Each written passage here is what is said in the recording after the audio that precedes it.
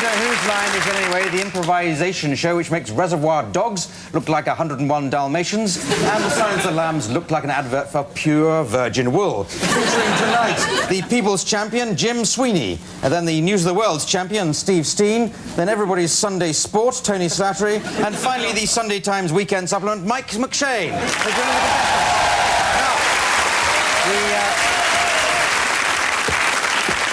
We start with an enthusiastic audience, which is good. We start with a game called Scenes from a Hat. This is the hat. Into it have been put lots of suggestions for scenes for all four contestants to act out. I'll just pull them out of the hat, and as you hear them, you've got to do them. I buzz when I've had enough, which is pretty after about 3 seconds. So see how many you can do. The more we do, the more we will have done. And we start off with the things the stewardesses should really tell you about safety features. And if the plane goes down, kiss this goodbye. Okay, that's funny and comforting for anyone going on a flight. The worst job in the world. I'm here to buff Clive's head. Well,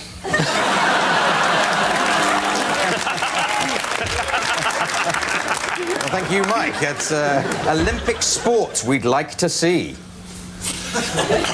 Ready? No! Oh, God, oh, no!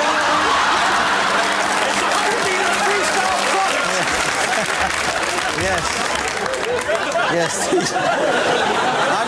I think Humping the Tony is in it already. You gotta see the synchronized Humping the Tony. It's really A kissogram with bad news.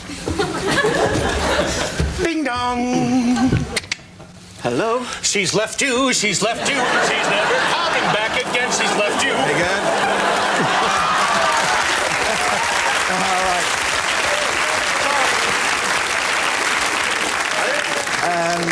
Here's a good one. Siberian National Theatre open-air presentation of Tarzan and Jane. Oh, Christ, it's cold!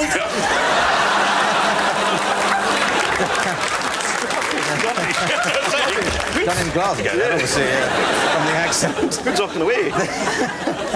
There's no such thing as a free lunch. That'll be £2.50, please. Right. Tony eats at the Ivy, obviously. Auctioneers at a party. Auctioneers at a party. Who wants a beer? Anyone want a beer? Got a beer?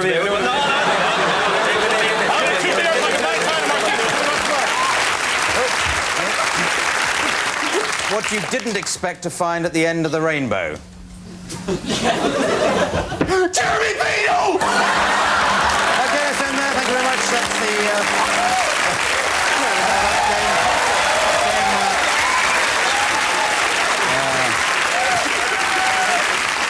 That game traditionally ends with the first mention of Jeremy Beadle. That gives you a 6 and out, Jim, so there we go. As we go on to the next game, which is film and theatre stars, so Mike and Tony, let's come on down.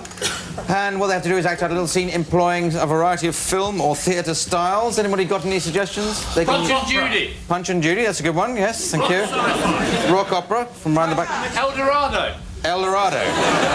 We're doing amateur dramaticals already. Now, let's move on, give you the style, the scene, rather. Two people stuck on a desert island for just a little bit too long. OK? Where you go. I spy...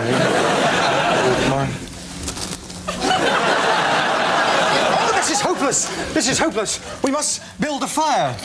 With what? With what? We have a lot of things to put a fire out with, but we have nothing to build a fire with. I'm buck naked, you're buck naked, the tree's gone, the dog's been eaten, we have sand. A big lump of sand. A bit of El Dorado. There is lots of sand here, yes. That's because it's a crappy film set. And if we dig deep enough, we may find some talent, but I don't know. Okay.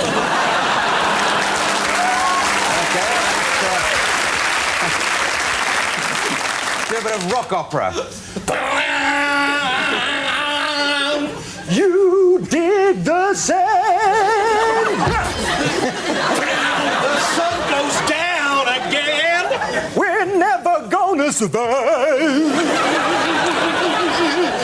But just in case we do, I have to say,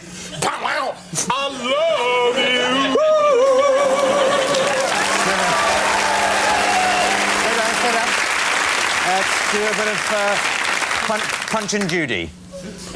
Oh, look at the ship coming in! I can only take one person, so I'm going to beat you. You know, even though I am a puppet, I still am a woman, and I've always wanted to say, you son of a bitch. That brought back seaside holidays as Spender Bright, didn't it? It's a bit of science fiction. Why, this sand is irritated, Captain. I think we're not going to escape, and what's even worse, we may mutate. I don't know. I got to walk up. Ouch! You're mutating already, sir. Yes. I'm sorry about that. Play some of that music, and I'll walk up to the camera weirdly. Wah, wah, wah, wah, wah, wah. Thank you. Excellent. This is for all 4 contestants, and if they'd all 4 like to come down, they're going to make up a story between them, taking in turns, but each of them adopting the style of a favourite author. So which author are you going for, Jim? Lewis Carroll. Lewis Carroll, always very popular. Alice the Looking Glass, all that kind of stuff. Steve? Jackie Collins. Jackie Collins. Almost equally popular author. Yes, Tony? Well, I'd like to do it in the style of that weird, disembodied head who does the TV ads for the Sun newspaper. I think that is Jackie Collins, actually, but never mind. Mike McShane. A favorite American children's author who passed away a year ago, Dr. Seuss. Dr. Seuss, yes, we're all familiar with him. Now then, title for the story, that's all we need. That's a nice, simple story. The life of the nursery school. A day in the life of a nursery school. Right, that's, I think, reasonable enough. A day in the life of a nursery school, starting with you, Jim, as Lewis Carroll. Take it away. Alice was feeling very flustered. The 5-year-old had just set fire to her feet. It was a perfectly normal Friday, but she felt somehow a little stoned. "Don't bogart that joint, bitch," said the big caterpillar in the corner. Past the duchy on the left-hand side.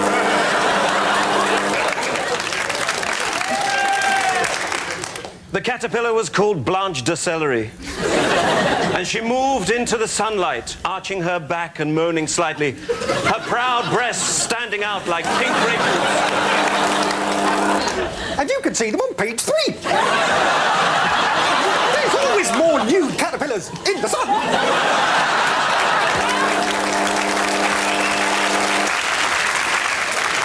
Alice said beyond belief, "I will not smoke that massive spleef. That massive spleef is so huge, I feel like riding in your luge." And the caterpillar then, he got in and said, "My name is Ben. Get in my luge and then we'll fly. We'll fly and then we'll say goodbye."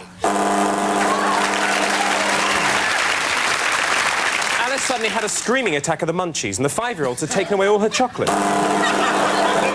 And then 2 Dutch lorry drivers came in. One was called Truck Van Rental, the other was called Hertz Van Hire. They stood there playing the Alice bingo game. If the game is done, I'd like to leave. My children are left for me, I believe. The caterpillar said, "You cannot go. We have to go to the planet Schmo." So Schmo they went, and Schmo they did. And they found themselves a little kid who was part of her group, and he was crying. And on his butt were 2 eggs frying. Thank you very much. That's it. Thank you. That's it. Yes, very good. I'll score that in the style of Magnus Magnusson and have a glance at the scoreboard, and I see we're all equal. Let's move on to a game called World's Worst. That's for all 4 contestants who'd like to step forward, and you've got to come up with the examples of the world's worst person to audition for Hamlet, to play Hamlet. As you think of them, I'll buzz, and where you go. All right, here's one. The king comes in. You know, he's been sleeping with my mother, and I'm really upset. I think it needs some lightening up. Maybe Hamlet could have a song. Oh! To be or not to be now. Is it set in Denmark? Because I don't have a passport. I'm Danny LaRue. I've been in the business 40 years! Yeah, just let me get the tights on before I go. Whoa! I mean, because basically he's a man on the edge, isn't he? I know how he feels. See, my contract with El Derado is yet finished.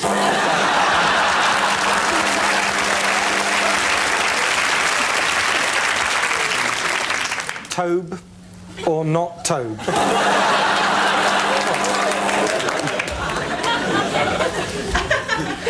To be or not to be? That's a good question, a fair question, and one which I intend to deal with.